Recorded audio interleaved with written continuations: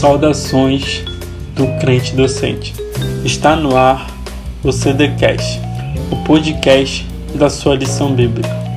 Eu sou o professor Antônio Santos e estamos estudando a revista A Fragilidade Humana e a Sabedoria de Deus, o sofrimento e a restauração de Jó, da editora CPAD.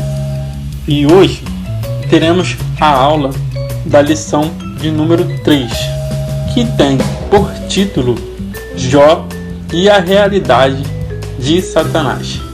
Gostaria de pedir a você que nos acompanha neste momento que divulgue o trabalho realizado pelo crente docente.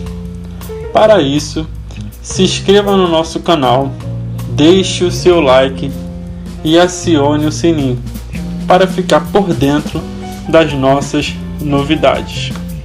Eu quero agradecer primeiramente a Deus pela rica oportunidade de estar gravando esta aula e também quero agradecer ao crente docente. E não posso deixar de expor o meu agradecimento ao professor Edivanei pelo convite e quero agradecer à minha liderança, Gabriel Pinheiro e Felipe Holanda.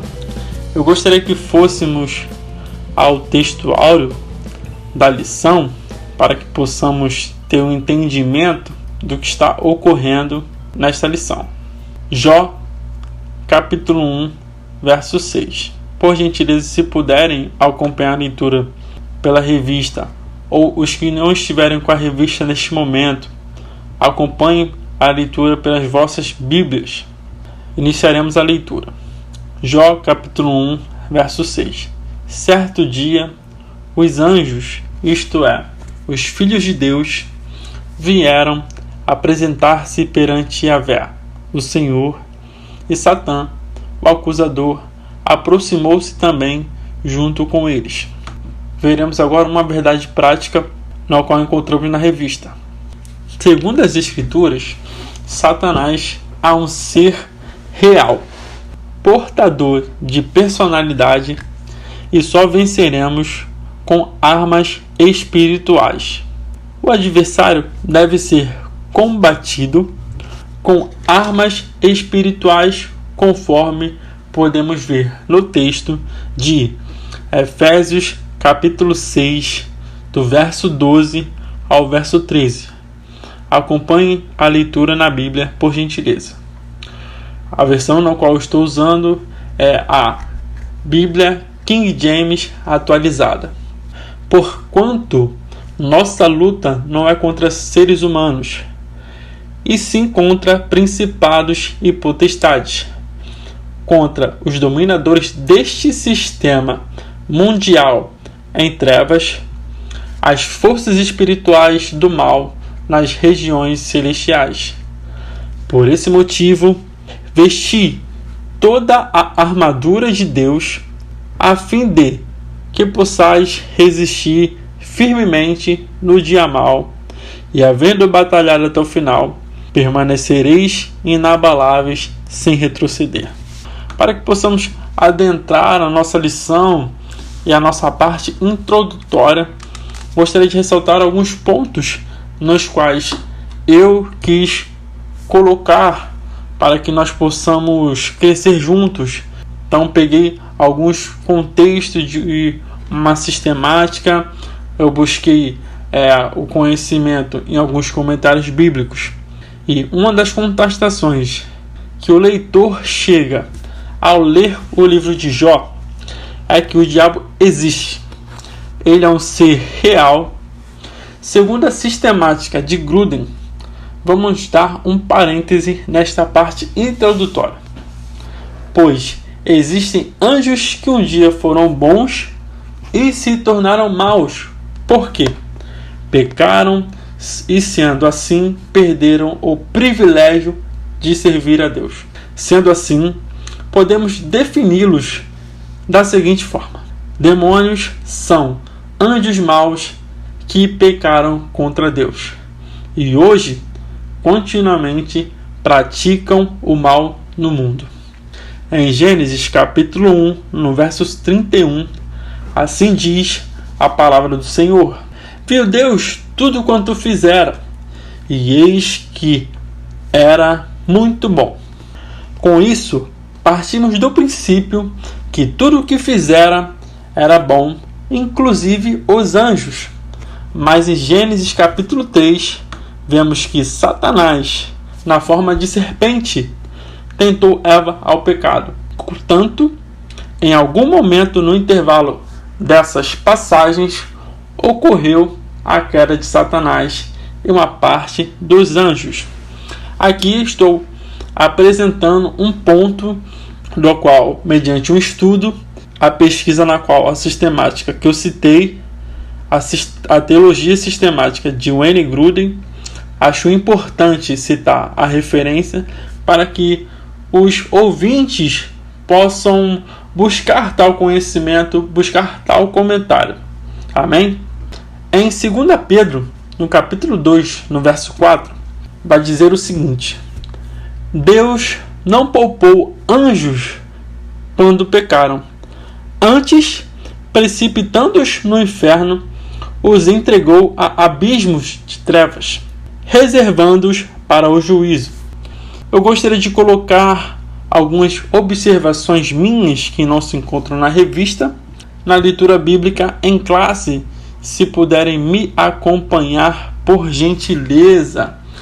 Em Jó, capítulo 1, do verso 6, por gentileza, me acompanhem na leitura. Vou ler apenas alguns versos, vou explicar alguns pontos e com isso, por gentileza, me acompanhem aí. Certo dia os anjos, isto é, os filhos de Deus, vieram apresentar-se perante Yahvé, o Senhor, e Satã, o acusador, aproximou-se também junto com eles. Então Yahvé questionou a Satanás: de onde vens? E Satanás deu-lhe a seguinte resposta: de perambular pela terra, de ir e vir pelos caminhos do mundo. Indagou-lhe então Yahvé: observaste o meu servo Jó? Em toda a terra não há ninguém como ele, ser humano íntegro e justo, que ama e teme a Deus e se desvia do mal. Diante dessas palavras, Satanás contestou Yahvé questionando: será que Jó teme a Deus sem outras intenções? Porventura não ergueste uma cerca protetora em volta dele e de sua família e de tudo que ele possui? Tu pessoalmente tens abençoado todas as obras das suas mãos deste homem, de maneira que seus rebanhos estão espalhados por toda a terra. Entretanto, estende a tua mão e fere tudo que ele tem, e com certeza ele te amaldiçoará e blasfemará diante da tua face. Então Yahvé declarou ao acusador: concedo-te poder para destruir tudo o que ele possui, apenas não estendas a tua mão contra ele. E Satã deixou a presença de Yahvé. Vou ler agora o capítulo 2, a partir do verso 4 ao verso 5. Diante do que declarou Satanás, é porque não tocaste na pele dele, pele por pele.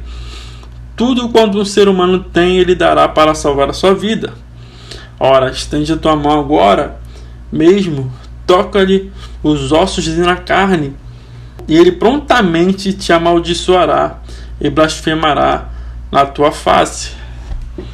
O adversário se apresenta diante de Deus para prestar contas do que fazia, pois nada está acima da autoridade de Deus, nosso Senhor.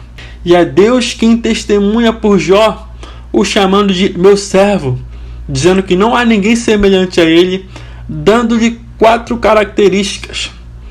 Jó é um homem sincero, reto, temente a Deus e se desviava do mal. O diabo, descontente com o que ouviu, começou a dizer que a lealdade de Jó era por conta das riquezas e bênçãos que Deus o cercava, e que se perdesse tais coisas, se rebelaria. E após ter tido permissão para tocar no que Jó possuía, mas ainda assim, Jó se manteve fiel ao Senhor, e mais uma vez Deus testemunhou por ele e o diabo, indignado, pede para tocar na pele de Jó. Vemos um cenário bastante triste na vida de Jó, que é difícil mensurar o tamanho do sofrimento de Jó mediante toda essa situação. Mas Jó acreditava e confiava no Senhor. E isso é de suma importância. A nossa fé deve ser fundamentada na presença de Deus. A nossa fé tem que ser fundamentada em Deus, porque a palavra diz que o justo viverá pela fé. Vamos destacar aqui o objetivo geral desta lição. Destacar que Satanás não é um ser autoexistente, mas criado, e que sua ação não se sobrepõe à soberania de Deus. A Bíblia deixa claro que Satanás é um ser espiritual e real. Podemos observar que se encontra na mesma categoria que os anjos, e ele é um ser que pecou antes de qualquer ser humano o fizesse. As Escrituras também dizem que ele foi homicida desde o princípio e que é mentiroso e pai da mentira. Vemos que ele é ardiloso e perspicaz e possui táticas como a mentira, o engano e o homicídio. O inimigo se levanta para estar sempre nos acusando diante do Pai. Mas suas indagações não são suficientes, pois Deus conhece bem aqueles que o servem. E por isso, mesmo tendo um inimigo para acusar e se opor contra nós, Deus é justo e misericordioso para conosco. Lamentações vai dizer em capítulo 3, verso 22 ao verso 23, vai dizer o seguinte: a bondade do Senhor é a razão de não sermos consumidos, porque as suas misericórdias não têm fim, renovam-se plenamente a cada manhã. Grande é a tua fidelidade. Acredito que seja interessante observarmos o contexto do seu sofrimento, do sofrimento de Jó, para que possamos destacar alguns pontos. O primeiro ataque foi nos seus bois e as jumentas e seus servos sendo atacados pelos sabeus. Aqui eu queria abrir um parêntese sobre a questão dos sabeus. Os sabeus aqui citados aparentemente eram nômades do norte da Arábia e não o reino próspero do sul da Arábia, posterior, cuja lendária rainha de Sabá visitou o rei Salomão em 1 Reis, capítulo 10, do verso 1 ao 13, e cujo povo Isaías profetizou que se submeteria a Israel. O segundo acontecimento foi o fogo de Deus que caiu do céu. Geralmente é uma arma, conforme podemos observar em 2 Reis, capítulo 1, do verso 10 ao 14. De forma irônica, Satanás recebeu permissão para usá-lo contra os servos de Deus. O terceiro ponto foram os caldeus, também invasores nômades. Aqui podemos até ressaltar que o rei Nabucodonosor II da Babilônia, ele era caldeu. A referência encontra-se em 2 Reis, capítulo 42, do verso 1, e Daniel, capítulo 1, do verso 1.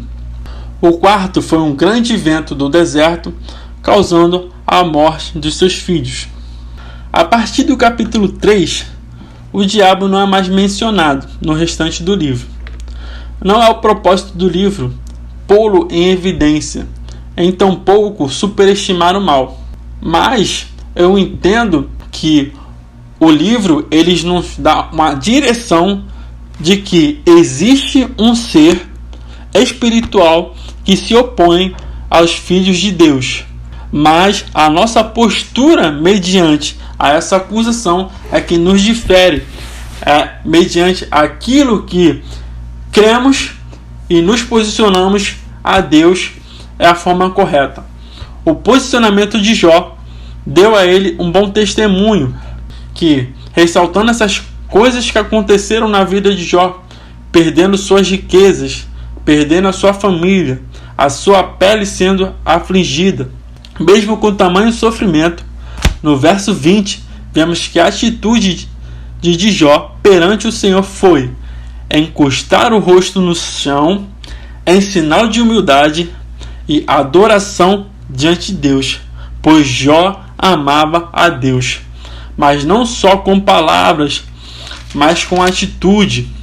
Jó, no capítulo 23, no verso 12, ele vai dizer o seguinte: jamais me apartei dos mandamentos de seus lábios, dei mais valor às palavras de sua boca do que meu próprio pão de cada dia.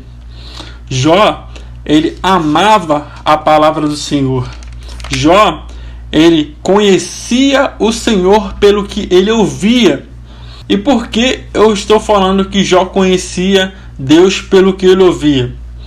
Mais adiante ele tocar neste ponto, pois Jó ele mesmo vai falar sobre essa questão, na qual iremos abordar logo. Jó era um homem que teve testemunho diante de Deus. Foi um homem que mesmo sendo afligido, não blasfemou contra Deus. E muitas das vezes nós somos abençoados pelo Senhor e abandonamos a presença.